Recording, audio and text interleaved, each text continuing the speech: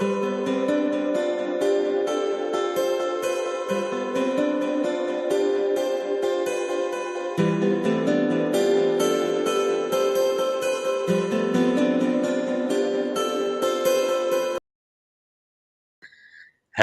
guys. What is happening? And welcome to this live stream. So, before we get started here, please make sure to hit that like button. I always smile when I say that because I really wish I didn't have to say it. Like it's just, but you know what? There are a lot of people, me included, that need reminding when you're watching a video. And to be fair, like it's just the way the YouTube algorithm works. The video will get pushed out to more people. The more people that interact with it, comment, like all the rest of that good stuff. So anyway, guys, we're talking about the remote work boom. And yeah, my hair is a mess. I'm getting it cut at the weekend, thank goodness. But the remote work boom has been really something that we've seen happen since the pandemic. And it's something I wanted to talk about because it's something I've been monitoring throughout. And I was very skeptical at the beginning of the remote work boom when everybody was working from home and everyone was like, all euphoric saying, "Oh yeah, we're going to be working at home forever." I don't see any problems with it. Well, the thing is, there's a number of different issues with it. I've worked from home for years, so I know all the quirks of working from home way before the pandemic even started, since like 2016. So I know all about it. But one thing which for sure I didn't think would happen is you would have all these people gamble with working from home. And what I mean by that is a lot of people who were working from home during the pandemic thought, you know what? Why do we live in the city where it's really, really expensive? Why don't we go and buy a house, a couple of hours away? And because we're working from home now, and let's face it, it doesn't I doubt we'll ever go back to the office the way it was before. Famous last words. Well, that's what's obviously happened with a lot of people. They have ended up being called back to the office, and now they're facing staggering commutes with eye-watering fuel prices. So they have ultimately just been absolutely screwed throughout this thing. But they're not just that, guys. Think about this. Like when you look at any remote job, like you can pick a job, and I've done a lot of research on this using Indeed in both the United States and Canada. And if you pick a remote job, there is always a higher volume of applicants for it, and the salary is always lower. So essentially, it's supply and demand, isn't it? So you got more people applying for remote jobs. So guess what? The salaries go down. So the salaries are pretty bad. Like some of the salaries I've seen are 40 to 50% less than if you just actually went in, did it at the office, the job. And these are jobs that require, like, I don't see a reason why people would need to be in the office, but they are paying like 40, 50% less.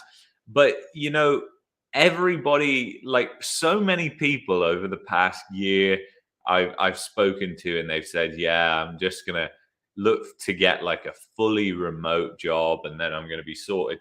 And those jobs do exist out there for sure. They definitely do exist, but they're few and far between. And I found that funny when I heard so many people say that over and over again. And that's why it's really prompting that this video, because the fact is the remote work boom is just dead. Like it's completely dead because with inflation and everything that's happening right now, like it is just impossible for people to justify taking even a 30% pay cut to work from home. And if you live in a place like Canada, you'll know that if you live anywhere outside the big cities, the amount of facilities that you have are just so much less than within the city. Like it's quite substantially less. So there's drawbacks in that respect too.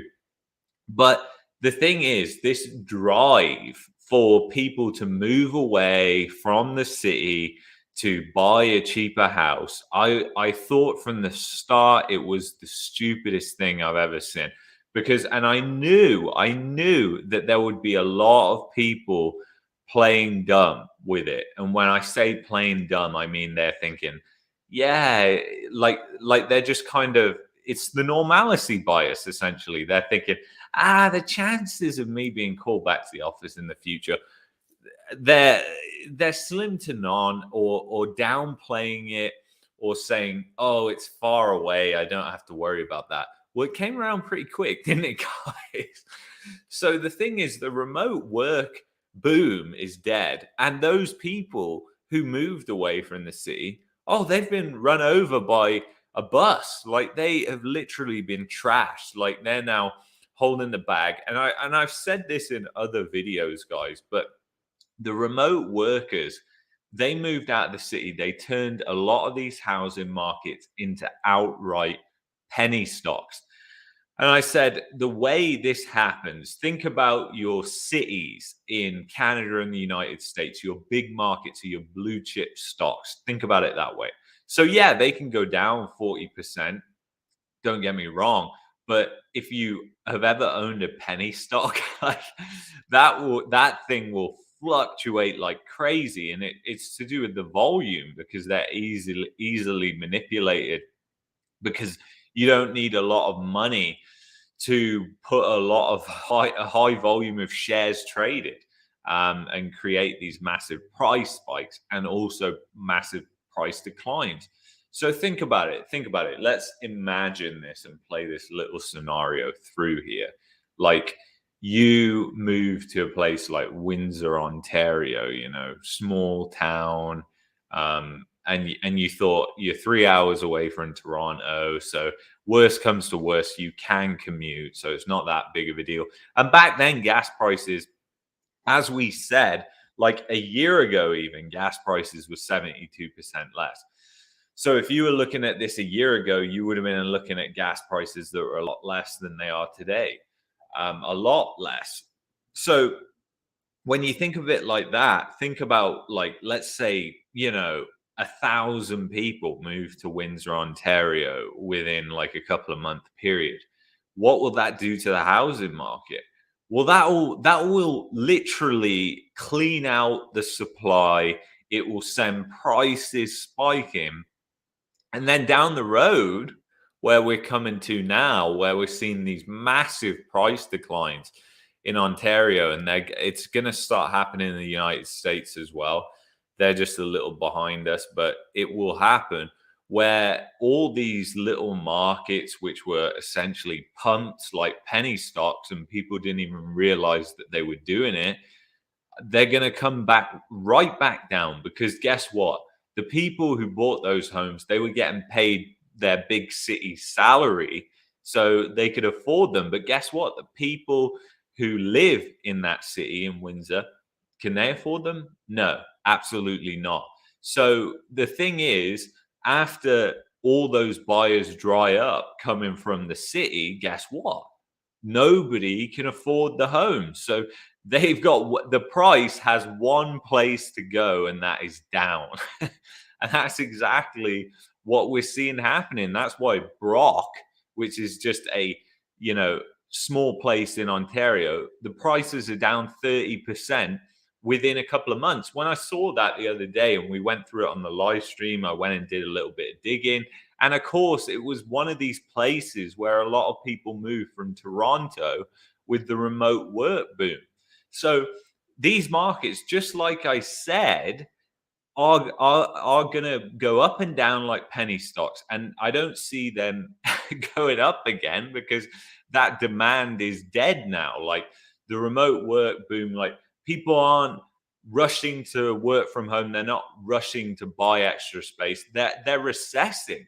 They want to actually buy a smaller place, a lot of people. So you'll see prices decline fast and substantially. And that's exactly what we're having happening in certain markets, especially these small markets, because there's just nobody there. There's nobody there on the bid who's going to buy it. And that's the thing. And the same thing will happen in places like Nova Scotia. Tons of people from Ontario moved to Nova Scotia, bidded up the prices to higher levels that Ontarians could afford. But guess what? Those Ontarians are going to start drying up. There's not going to be so many coming anymore. And the prices are going to have one place to go, and that is down, because there's no way that anybody can afford it.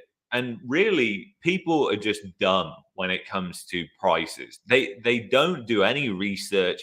You know how many people just look at something because it's cheaper and they think, wow, it's such a great deal. You know, like a house is $250,000 in Nova Scotia. So, wow, let's move there and let's buy four. That's insane. And they don't understand why. They don't understand that wages are a lot less in Nova Scotia. Of course, they don't do any of these dives into what on earth they're doing. They just go ahead and do it. They spend these like hundreds of thousands of dollars in a lot of cases. And guess what, guys? They're not even spending their own money. They're using leverage from the bank. So the bank is actually buying it. They are just putting down a deposit on it, and they're buying with leverage. This isn't like the olden days. Like, a lot of people have this old school mentality that I think kind of came from people's grandparents and parents down the line, that they passed on this mentality because it used to be different back then. you know Now when it comes to housing, nobody really owns it. Like, most people are using leverage. They're having to get a loan from the bank. They don't even realize that they don't even own it. The bank owns it. The bank just gives the impression that you own it, so you're happy, you can paint the walls whatever color you want and do whatever you think you own it. But you don't own it. Because here's the thing: stop paying your mortgage. What's going to happen? The bank's going to come take that off you, because it's not yours unless you're paying for it. And even then, it's not really yours. So the thing is, it's just kind of funny, people's mentality when it comes to these little nuances that make a huge difference is just dumb. It's really dumb, and it's coming to fruition now how naive people have been with their money, or with the bank's money, let's say. And then who gets hurt, when they can't pay the bills? It's the banks that get hurt. They're the ones who are going to take that asset. And if that asset is worth less and there's a difference there, then they've got to cough up that amount of money. So it does lead to a precarious place. But I think it's incredible how people just jumped so fast in 2020, because this really started in 2020, guys. You got to admit that the boom for remote work, it really started in 2020 with all the lockdowns and everything that happened. So everybody just suddenly said, yeah, let's move miles away, let's do it. And they didn't realize the risk. And the last thing that I want to talk about is the risk of you being laid off. I saw a poll ages ago, and I told you guys, I think this was back in February, on LinkedIn, which was about laying people off. And it was saying, like, who would you lay off? Who are you likely to lay off first? Your remote staff, or the ones that come into your office? And guess what? Well, it was obvious, isn't it? It doesn't take much of a mathematician to work out that everybody said the remote workers. We'll get rid of the remote workers, because they don't see them, guys. As somebody who really studies human psychology, I can tell you that people, like, having a Zoom call with somebody is not the same as face to face. There is a lot of things that go on underneath us. Like, we say so much in our body language, for instance, that you can't see on Zoom. And the thing is, just being able to fire somebody on Zoom, which has already been done en masse. I think Rocket Mortgage was one of the ones who laid off their staff on a Zoom call, and there has been many others that have done the same thing. And the reason is because it's easy. It's easy for them to do it on Zoom, whereas it's not so easy to look somebody in the eyes and tell them that they're going to lose their job and they're right in front of you. So if they can avoid that pain, It makes it easier. So that humans are always going to pick the easy option. We are lazy creatures, is the reality. When push comes to shove, we're lazy creatures and we try and avoid pain. I've had to learn that the hard way trading financial markets, that you need to be able to get hold of that sense, because the avoiding pain mechanism screws you up. It really screws up and messes with your decision making.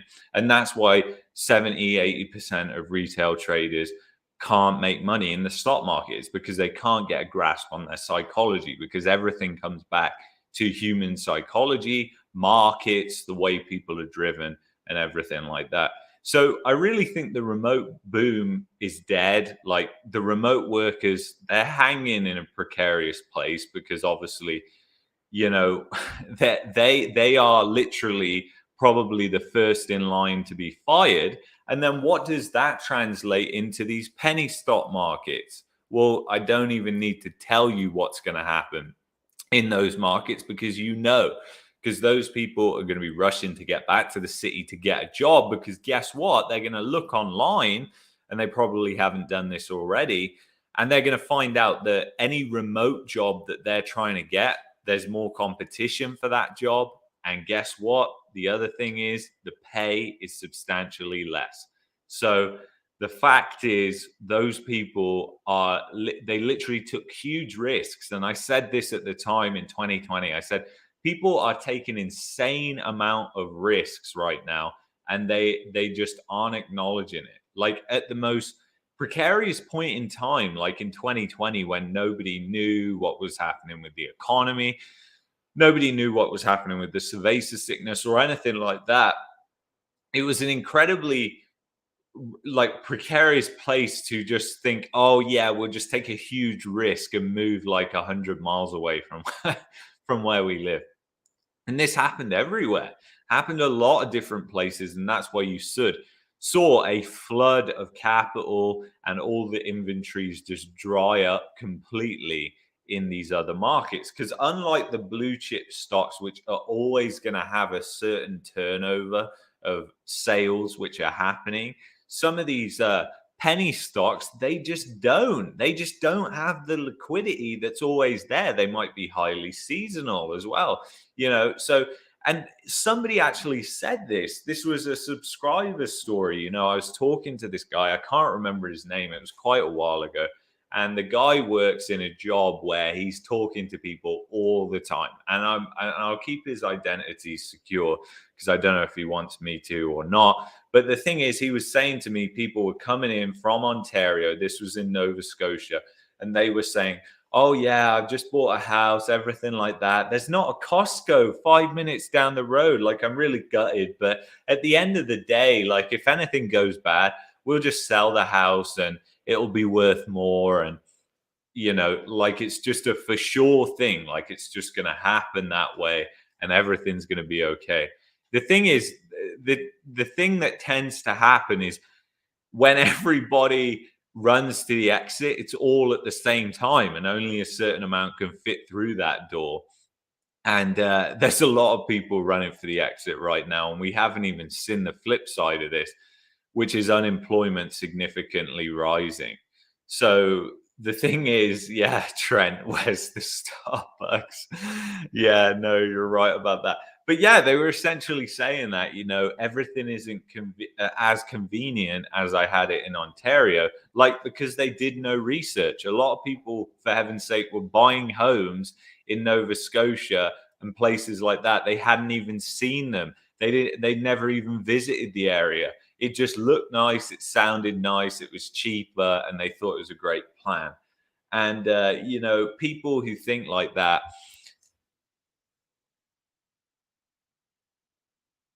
what the hell happened?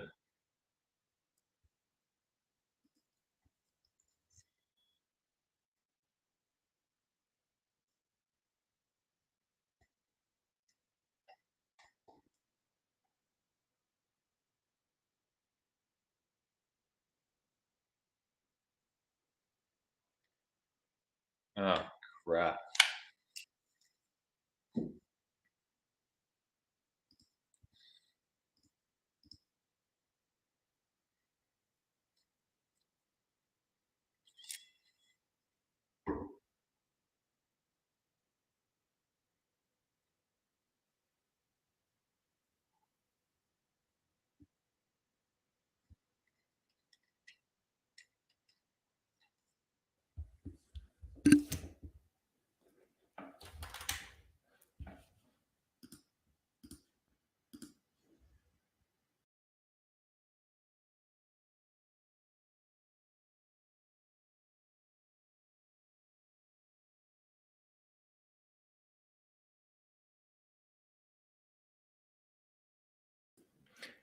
Hey guys, can you hear me?